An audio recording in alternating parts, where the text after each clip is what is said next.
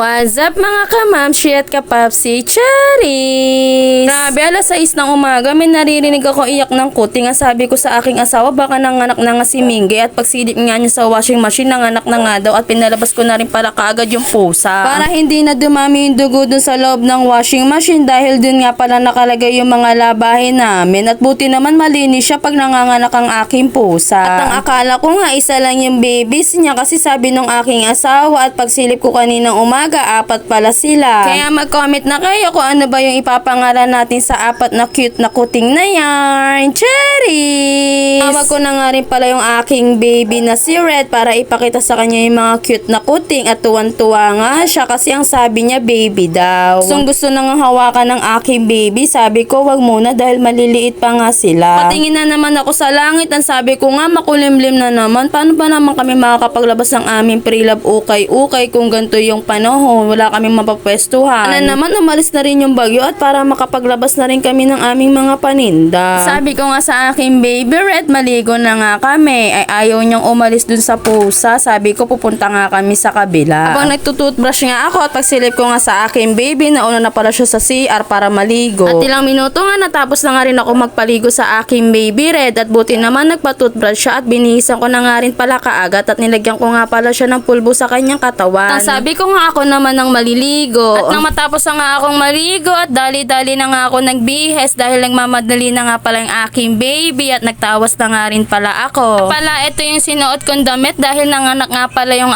aking pusa, at binili ko nga lang pala ito sa pre-love ng ukay-ukay namin sa halagang 10 pesos lang. Maayos pa naman siya. At ang issue lang naman niya ay crack print, at okay na okay nga pala tong pambahay. At naglotion na nga rin pala ako ng aking katawan, at ang aking baby nga nagpabukas nga muna ng biskwit dahil nagugutom na nga siya. Pagkabukas ko nga nung biskwit niya at naglotion na nga ulit ako, at nilotionan ko nga pala yung aking kamay at ang aking braso. Pag hindi nga ako nakakapag-lotion, nagda-dry skin kasi yung balat ko. Mayra, baka naman. Cherries! Nagmamadali na nga rin pala ako magsuklay dahil ang aking baby excited na nga pumunta sa kabila. Tawag ko nga muna si baby Red para malagyan ng sombrero dahil maulan-ulan nga sa labas. At mahirap talagang magkasakit ngayon yung mga bata, lalo na pagtrangkaso talaga. Kalabas nga namin ng aming gate, ang aking baby nalaglag pa yung kanyang laro at dinampot nga rin pala niya kaagat, at nagmamadali na nga maglakad ng aking baby. Excited na nga sa mga kalaro niya. Malayo pa lang kami, sumisigaw na.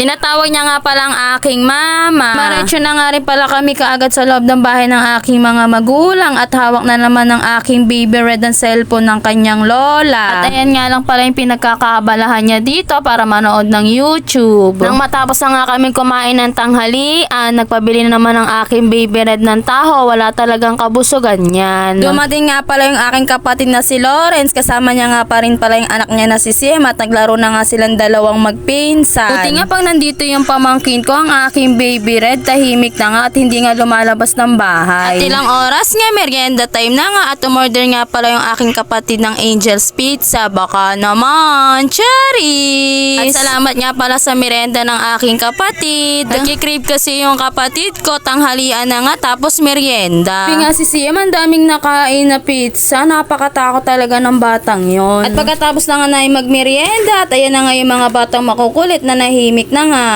Nang dumating na nga alas 5 ng hapon, at umuwi na nga rin pala kami ng aking baby Red, at sinilip ko na nga kaagad ang aking mga alaga. Charis! Buksan ko na nga rin pala yung pintuan ng bahay namin. At ang baby Red naman ayaw pang pumasok sa loob, at sinilip nga muna niya yung mga alaga, at binitbit ko na nga rin pala yung mga gamit namin sa labas, at pinasok ko na sa loob ng bahay. At hanggang dito na lang ang aking video. Salamat sa panonood!